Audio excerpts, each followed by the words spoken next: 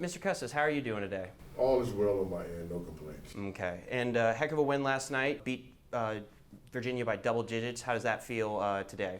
Anytime you can beat UVA by 1 point, 2 points, or how many points, it's a great feeling. But to play the way we did last night was even better feeling. It's a great team win. And I'm just curious. You played here for 4 years, from '97 or '93 to '97. You've been coach here for 5 years. What do you think is it about the university that brings back all these former athletes to be coaches, like yourself, David Jackson, and even Frank Beamer? When I was playing undergrad, I always felt that I wanted to give back to the game. I wanted to coach, and what better place to coach than the university gave me the opportunity as an undergrad and as a student athlete. So having the opportunity to come back here to Virginia Tech, I mean, it was a no-brainer. When Coach Young got the job, and I gave him a call, and he gave me the opportunity to come back. My wife is an graduate here at Virginia Tech as well.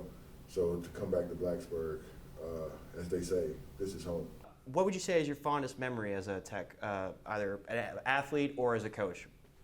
Fondest memory at Virginia Tech would probably be walking across the stage on graduation day, seeing the smile on my mom's face to be the first of my family to graduate from a university.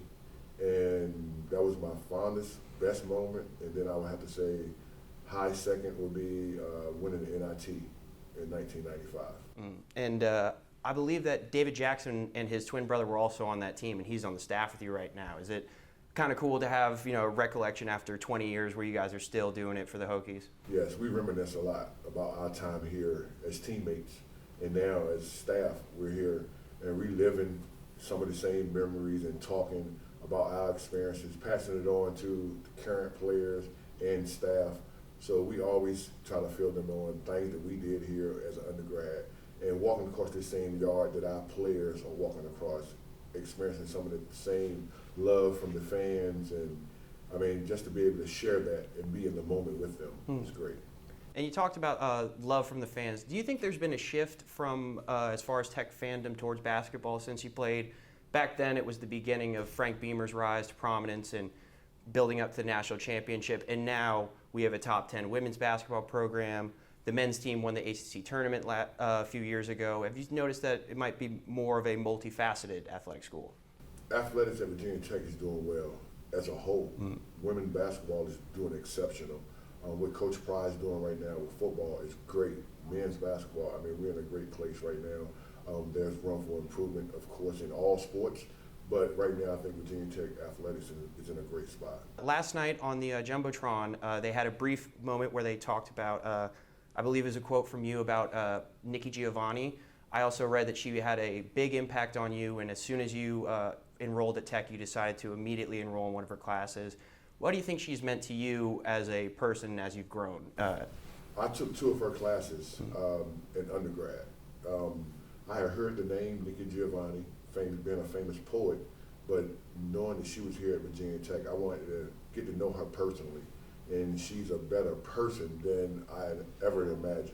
She's so personable, you can approach her with anything, you can talk to her about life, and she takes time out of her day to share with the students. And she did that with me, and it touched me as an undergrad, as a student here at Virginia Tech, that she took time out to really get to know me as a person. So I always respected her for that, and then to see her continue to be involved at the university, I mean, it's a true blessing to have her here at Virginia Tech. One of the things I'm actually very curious about, you played overseas for 15 years, many different countries, I think Lebanon, Japan, Canada initially. Do you have any advice that you give to players like Justin Mutz or Grant Basile, who last year played at Tech and then are now overseas or playing in other areas? Every kid's dream is to play in the NBA. My first year I was with the Dallas Mavericks, tore my ACL, didn't have a chance to play. Then I played 2 years semi-pro in the States trying to relive that dream of getting back to the NBA. And then I had 12 successful years playing overseas. So a lot of the players ask me about my experiences in playing. I share those experiences, the good, the bad, and just my time in that space. And actually, I talked to Justin Mutz last night. Oh, really? He called me about 1 o'clock in the morning last night just to talk about playing overseas because he's playing in Japan. And I played there for 9 years. So he talked about playing there. He talked about investing life after basketball. So we had a great conversation last night. That's amazing. Do you try to keep a close relationship with all your former players after they've graduated and moved on? Yes, I have a close relationship with players that I coached at previous universities, players that I've coached here that moved on. I just try to, be a mentor aside from basketball. Life is bigger than basketball for me.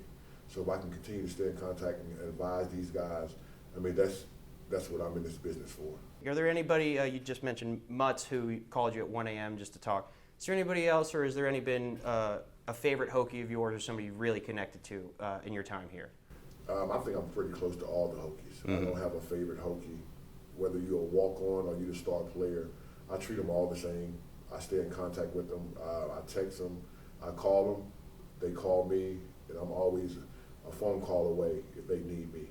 So I don't have a favorite Hokie. All of them are my favorites. What does it mean to you to have your number 20 jersey up in the rafters among you were the third person in Tech history to receive that honor? What does that mean to you to be revered by the fan base as you are? It's an extreme honor to be recognized as one of the elite players that played here at the university. I can name several players that I see and I watch them play that's well deserving of having that number retired as well. But to have my number retired is an honor. It's a blessing, and I don't take that lightly. Each and every day that I come to work, each and every day that I see my number in the rafters, it's an extreme honor. What would you say is your favorite thing when it comes to coaching? Is it, I don't know if I'm sure you love having an impact on these young men as they move on to becoming adults in the real world, but is there anything else that you've maybe, when it comes to beginning of the year, you say, I cannot wait to be able to do that again? I just like seeing the growth in each player, whether it be from a freshman to a senior, whether it be from August to April, whether it be from game to game. I like to see the growth, and when they see that potential, I like to see that in their eyes and the joy that they see that they're getting better as a basketball player. But for me, not only basketball, but I like to see that growth as a man as well.